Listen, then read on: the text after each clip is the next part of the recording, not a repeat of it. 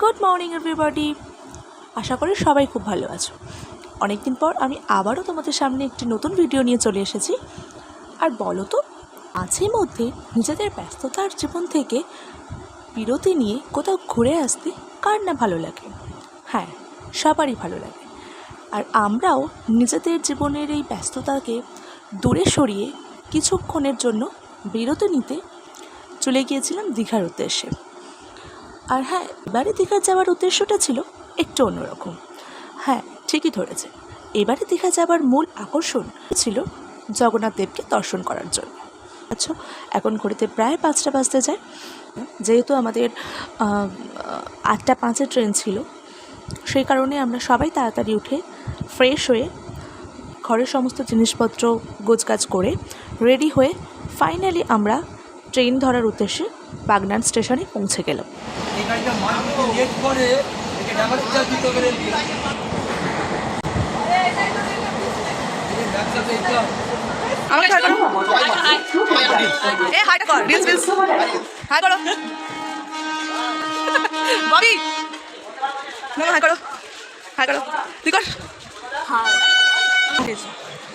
এই যে তুমি সকাল সকাল জগন্নাথ দর্শনে বেরিয়েছো, তোমার কেমন লাগছে? খুব ভালো লাগছে, দর্শন করতে পারবো, এটা তো সৌভাগ্যের ব্যাপার। জয় জগন্নাথ, জয় জগন্নাথ, জয় জগন্নাথ। কেমন লাগছে বল, কেমন লাগছে বল? খিদে পেয়েছে।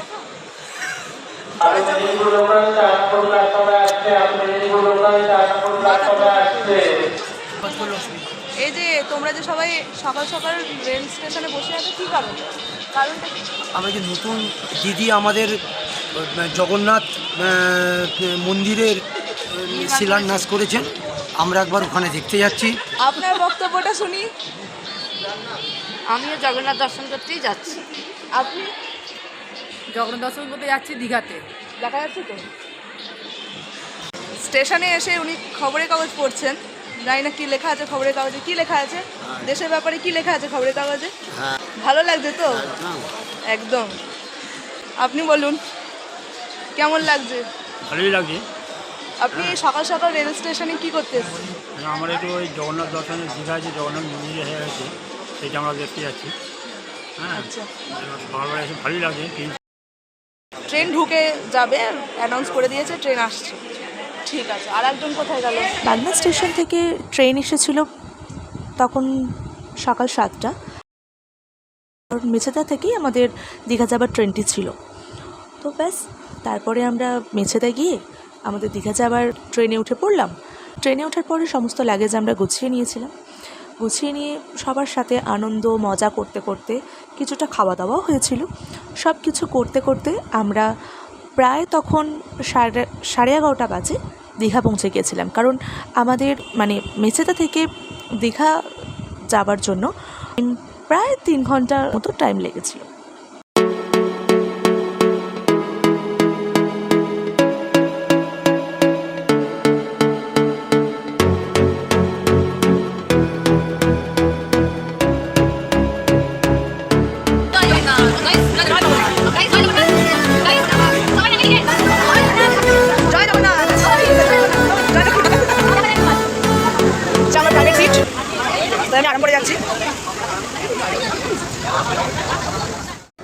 তারপর আমরা 11:30 পৌনে 12টা নাগাদ স্টেশনে পৌঁছাই।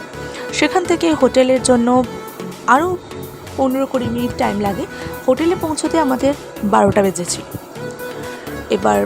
তারপর হোটেলে চেক ইন করার পর একটু রেস্ট নিয়ে আমরা চলে গিয়েছিলাম সমুদ্রে স্নানের উদ্দেশ্যে।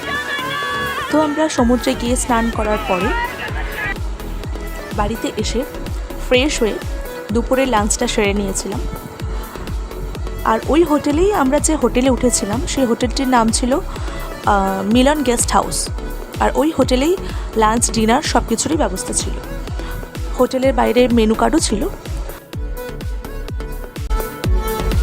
তো তারপর বিকেলে কিছু সাইট সিন ছিল যেগুলোর উদ্দেশ্যে বেরিয়েছিলাম।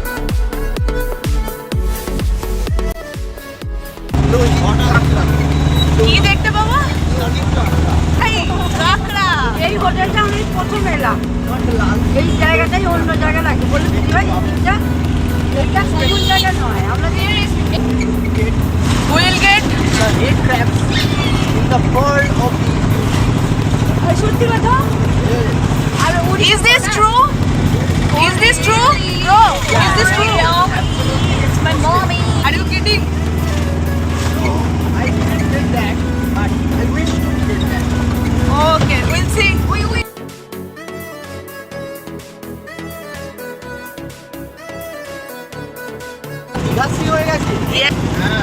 জায়গাটা দেখলেন আপনারা, খুব সুন্দর লাগছে। ভেতরে তো ঢুকতে পারলাম না, আমরা যাচ্ছিলাম অন্য একটা জায়গায়।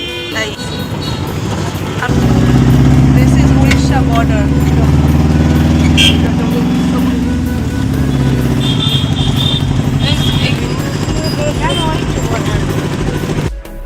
আমরা ফার্স্ট গিয়েছিলাম চন্দনেশ্বর মন্দিরে।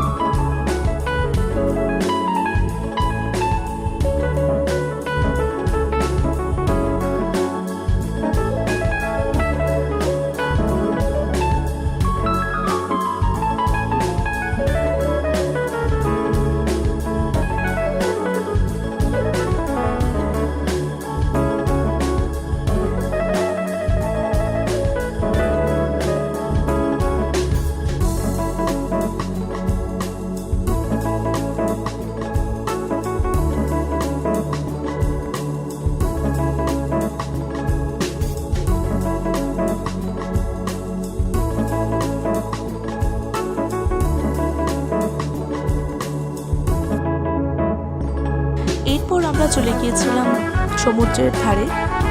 এইরকম এই সন্ধে নামার মুহূর্ত, পরিবারের সাথে বসে গল্প করা, তাদের সাথে কথা বলা, আড্ডা দেওয়া, তার সাথে সাথে ঢেউয়ের গর্জন, সাথে সুন্দর মনোরম হাওয়া, উফ, আর তো কিছু বলারই নেই।